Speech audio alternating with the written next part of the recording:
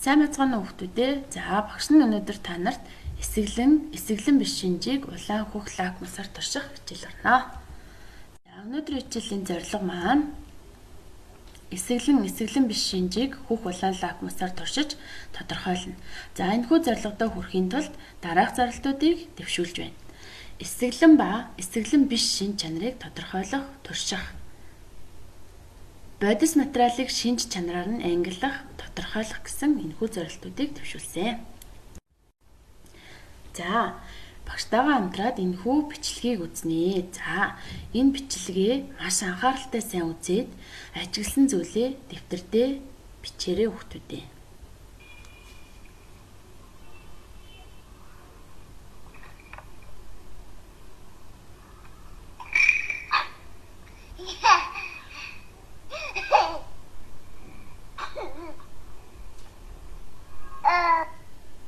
За, энэ хүүхэд одоо юу мэдэрсэн бэ хүүхдүүдээ?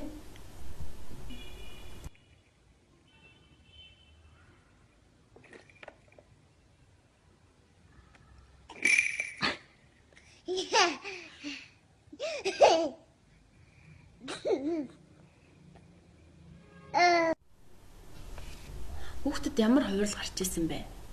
За, таамаглалуудаа дэвтэрдээ тэмдэглэх нь. За, саяны хүүхэд бол одоо лимоны эсэглэн гашуун шинж чанарыг бол мэдэрсэн тий.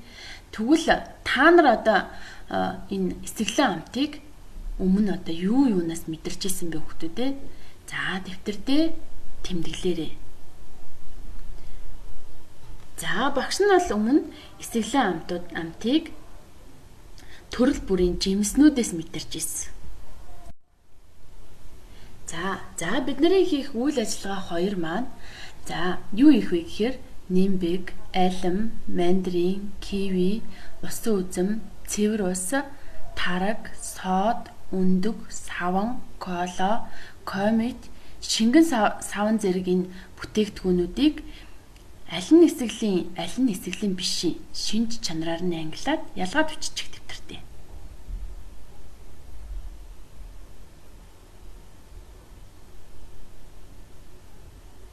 Бичээд аваарай хүүхдүүдээ.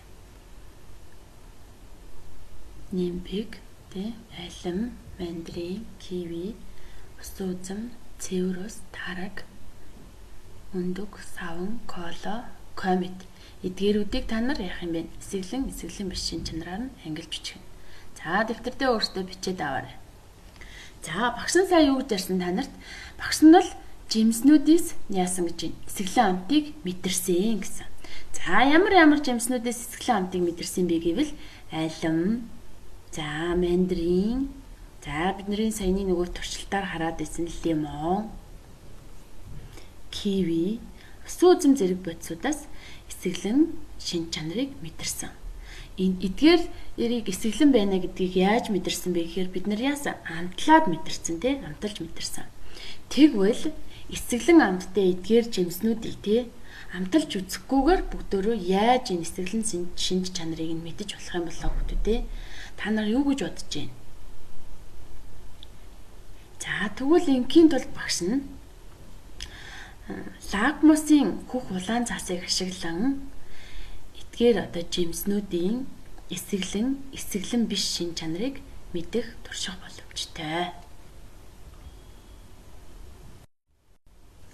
За, энэ шинж чанарыг мэдхийн тулд бүгдөө туршилт хийнэ. За, эхлээд туршилтын заавартайгаа танилцсан. За, саяны хэлсэн багшийнх нь хэлсэн жимснүүдийг авах нь тий. Энэ жимснүүдийнхээ шүүсийг нь шахаж аваад цагийн шилэн дээр дусааж лакмусын цаасаа дүрж авна. За, ингэхдээ яах ёстой вэ гэхээр өнгөний өөрчлөлтийг сайтар ажиглаж ажиглалтаа сайн тэмдэглэж авах нь.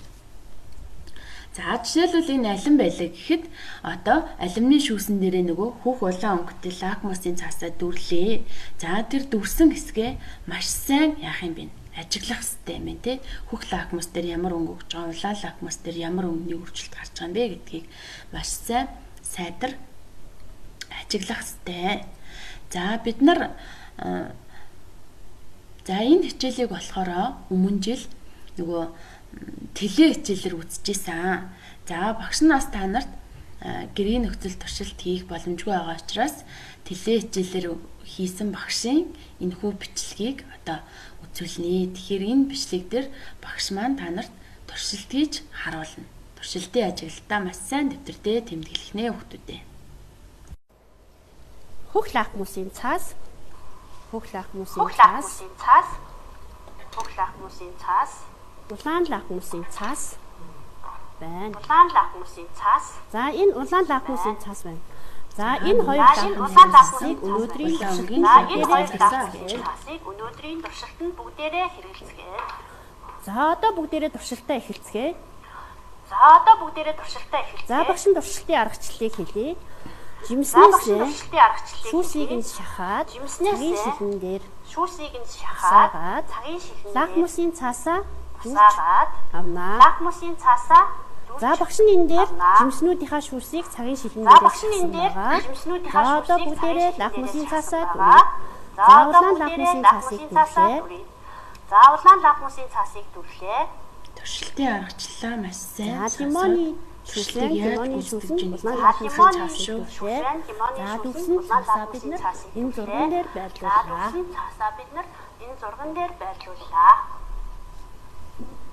За одоо хөх лакмусын улаан лакмусын цаасыг дүрээд байрлуулжээ. Авлаа хүүхдүүдээ өнгөний өөрчлөлтийг ажиглаарай. За өнгөний өөрчлөлтөө маш сайн ажиглах хэрэгтэй шүү дээ. Хөх улаан лакмус дээр ямар өнгө өгч ийн гэдгийг сайтар ажиглах хэрэгтэй. За одоо бүгдээрээ кивиний шүүсэн дээр улаан лакмусын цаасаа дүрлээ. За өнгө нь хэрхэн өөрчлөгдөж байгааг ажиглаарай хүүхдүүдээ. За одоо багш нь хөх лакмусын цаасыг кивиний шүүсэн дээр дүрлээ. Өнгө нь хэрхэн өөрчлөгдөж байгааг ажиглаарай. За одоо багш нь мандарины шүүсэн дээр улаан лакмусын цаасыг дүрлээ. За өнгө нь өөрчлөгдөж байна уу? Ажиглаарай. За лимон, киви, мандарин зэрэг дээр бол хөх улаан лакмусын цаасаа дүрсэн. Тэгээд ямар өөрчлөлт ажиглагдж байна маш сайн ажиглаарай.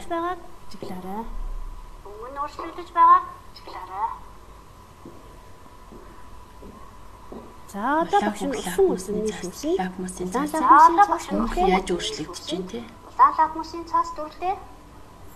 За одоо бүгдээрээ өнгө нь өөрчлөгдөж байна уу? Ажиглаарай.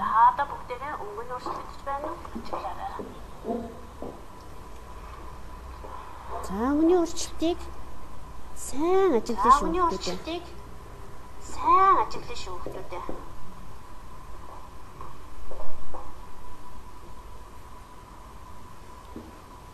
За бид нэр алимныг иддэг. Алим өөрөө эсгэлэн амттай. За одоо бүгдээрээ алимны шүүсэнд улаан лакмусын цаас дүрлээ. Лимон, киви, мандарин, ус узам алин гэсэн 5 жимсийг авсан. Улаан хөх өнгийн лакмусын цаасыг дүрээд үтсэн байна.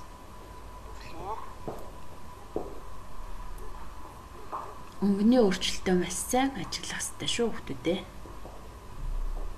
За бүгдээрээ туршилтаа хийлээ. Одоо ажиглацгаая. За туршилтаа ажиглана. Хөх лакмусын цаас нь бүгд улаан өнгөтэй. За туршилтаас харахад хөх лакмусын цааснууд нь бүгд яасан улаан өнгөтэй болсон тий.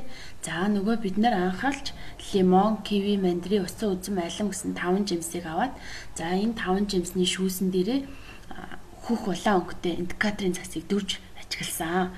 Ингээд бол хөх лакмусын цаасан дээр одоо эдгээр 5 жимснүүд дээр өнгө нь бүгд улаан өнгөтэй болсон. Харин улаан лакмусын цаасан дээр бол ямар нэг өөрчлөлт гараагүй. За эсгэлэн амттай бодис материал нь бол лакмусын хөх цаасыг яад юм бэ? Улаан өнгөтэй болгосон тий. Лимон, киви, мандарин, ус узам алим гэдэг бол бүгд ямар амттай? Эсгэлэн амттай жимснүүд байна. За одоо багштайгаа тэгвэл бидний өдөр тутам амьдралд хэрэгэлдэг тий бүтээгдэхүүнүүдийн одоо өнгө нь яаж өөрчлөгдөж байгаа юм бэ гэдгийг туршиж үзнэ.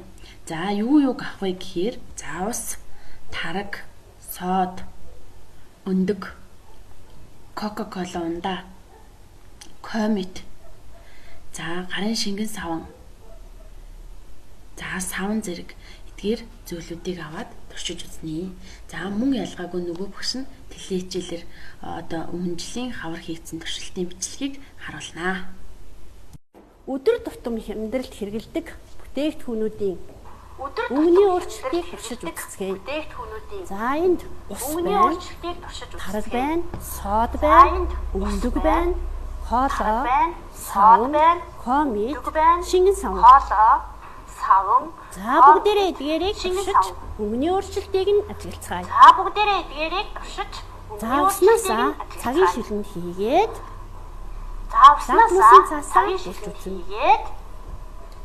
лакмусын цаасаа дулж үзнэ. За одоо багш нь цагийн шилэн дээр бүх бүтээгдэхүүнүүдээ хийсэн байгаа. За улаан лакмусын цаасыг цэвэр усанд дүүрлээ. За одоо багш нь мөн ялгаагүй нөгөө өнгөний өөрчлөлтөө маш сайн ажиглах хэрэгтэй шүү хүмүүдээ. За хөх лакмусын цаасанд дүүрлээ. Өнгөний өөрчлөлтийг ажиглаараа хүмүүдээ.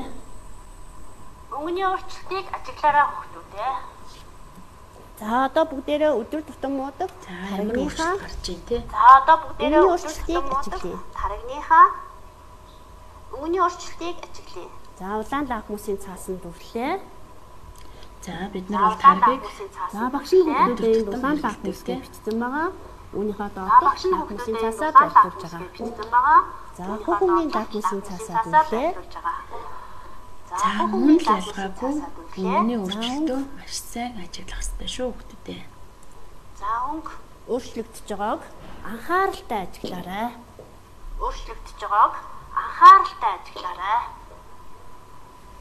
За одоо бүгдээрээ сод. За сод улаан лакмусын цаасанд ямар өнгө зүйлж байгааг ажиглаарай хүүхдүүдээ. За хүүхдүүдээ савн, сод, комет хатуу бодисууд учраас усанд уусгаад уусмал байдалтай болж лакмусын цаасаа дүүрч үзнэ. За савн, сод. За одоо бүгдээрээ өндөг хатуу бодисуудаа тэгэхээр лакмусын цаасаа дүүрлээ. Усанд уусгаж улаан лакмусын цаасаа дүүрлээ. уусмал байдал чийлжүүлж өнгөний өөрчлөлтийг ажигланаа.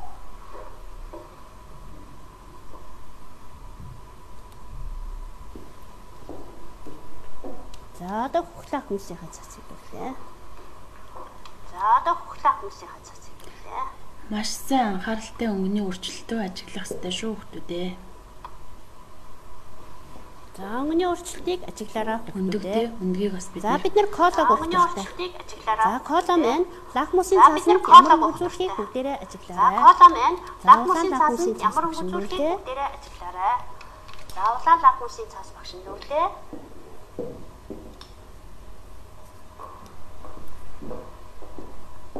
За багш нь хөх лакмусын цаасыг дүүрлээ. Өнгөний өөрчлөлтийг бүгдээрээ ажиглаарай. За бүгдээрээ нэг сайн ажиглчих. За бидний хамгийн их хэрэглэдэг Кока-кола ундаа тий.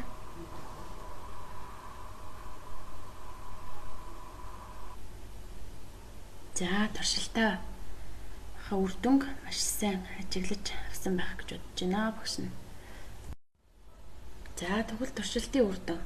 За энэ туршилтаас харахад бол усан дээр бол хүүх улаан лакмусын цаасыг дүрхэд ямар нэг өөрчлөлт гараагүй, өнгө үзүүлээгүй. За харин одоо бас тарган дээр болохоор хөх лакмусын цаас нь улаан өнгөтэй болсон. Харин улаан лакмусын цаас нь бол өнгө нь өөрчлөгдөөгүй. За содон дээр болохоор улаан лакмусын цаас хөх өнгөтэй болсон. Өндөг мөн ялгаагүй улаан лакмусын цаас хөх өнгөтэй болсон. Харин кола болохоор хөх лакмусын цаас нь улаан өнгөтэй болж хувирсан. За савн, комет, шингэн савн зэрэг дээр бол мөн хөх лакмусын цаас бол өөрчлөгдөөгүй. Улаан лакмусын цаас нь хөх өнгөтэй болж өөрчлөгдсөн. За энэ туршилтын үр дүн ажиглалтаа одоо тэмдэглээд бичээд аваад явуулгаарай хүмүүдээ. За За бидний саяны алим, за нөгөө киви,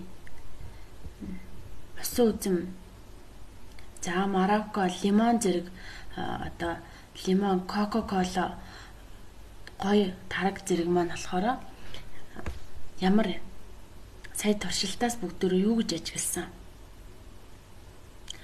За эдгээр жимс болон энэ тараг кока-кола ундаа нь бол лакмусын хүүх цаасыг бол яасан.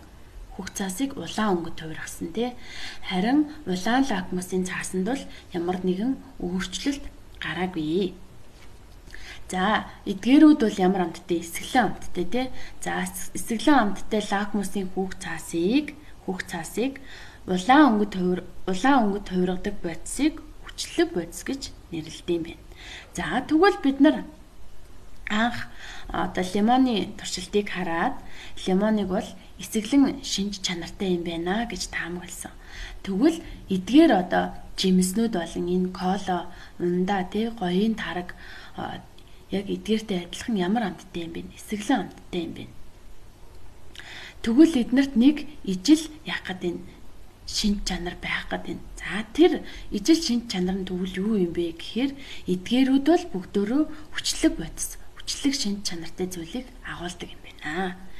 Ийм учраас эдгээрүүд нь яасан? Лакмусын хүүх цаасыг улаан өнгөд хувиргасан буюу эдгээрийг хүчлэг бодис гэж нэрлэдэг. За энэ хүчлэг шинж чанарыг тодорхойлохын тулд юу ашиглах хэрэгтэй вэ гэхээр өөрөөсөө лакмусын хүүх цаасыг ашиглаж хүчлэг шинж чанарыг нь тодорхойлдог. За бүгдөө саван, сод, өндөг, комет, за шингэн савн нь болохоор лакмусын улаан цаасыг хөх өнгөд хувиргасан. За харин хөх лакмусын цаасанд болохоор ямар нэг өөрчлөлт гараагүй. За эсгэлэн биш лакмусын улаан цаасыг хөх өнгөд хувиргадаг бодисуудыг бид нар суйрлаг бодисууд гэж нэрлэдэг юм байна. За суйрлаг шинж чанарыг үзэхэд улаан лакмусын цаасыг ашигладаг. За энэ улаан лакмусын цаас нь яад юм бэ? Суйрлаг шинж чанартай юм байна гэвэл хөх өнгөтэй болсон байгаа юм бол энэ бол суйрлаг шинж чанартай юм байна гэж үзэх нэ. За бодис материалыг болохоор үзүүлэх шинжээр нь бид нар сая хүчлэг, суйрлаг, за мөн сармаг бодис гэж ангилдаг юм байна. За энэ туршилтаас ажиглахад болохоор бид нар ус авсан.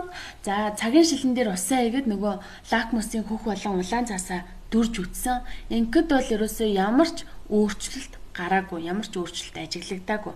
За тэгвэл энэ нь яаж байгаа юм бэ гэхээр энэ нь нөгөө хэрвээ одоо улаан дээр юм уу хөхтөр өөрчлөлт гарч байгаа бол энэ нь хүчлэг юм бэ, суйрлаг юм бэ гэж үзэх гэсэн боловч энэ дээр болохоор ямар нэг өөрчлөлт гараагүй байгаа учраас хүчлэг болон суйрлаг бодис аль альных нь шинжийг өрөөсөө үзүүлдэггүй юм байна. Энэ бодисыг бол бид нар саармаг бодис гэж нэрлэдэг. За багштайгаа хамтран даалгавар гүйцэтгэнэ. За хөх лакмусын цаас нь эсгэлэн бодист ямар өнгө үзүүлдэг юм болоо хүмүүдээ? Цэг өнгө үзүүлдэг. Нөхөж үчгэн тий. За хоёрдугаарт нь лакмус нь эсгэлэн биш бодисыг цэг ашиглана. Мөн ялгаагүй нөхөж үчгэн. Даалгавар нэг дотроо хоёр даалгавартай ахын тий. За хариулт хөх лакмусын цаас нь эсгэлэн бодист улаан үзүүлнэ. За бид нар туршилтаар үнийг харсан байгаа. За лакмус нь эсгэлэн биш бодисыг ялгахад яад юм бэ? Ашигладаг юм байна. Энэ лакмусын цаасыг бол эсгэлэн биш бодисыг ялгахад бол ашигладаг. За даалгавар 2. Сурагч гал тогооны шингэн ба уксус хоёрыг туршижээ. Туршилтын үр дүнг дараах үснэгтэр гаргасан. За гал тогооны шингэн хөх, уксус нь улаан өнгө үзүүлсэн юм байна. Дээрх өгөгдлийг ашиглаад хоёр бодисыг эсгэлэн бус шинж чанараар нь ангилна. За дэвтэртээ бичээд хийгээрэй хүүхдүүдээ.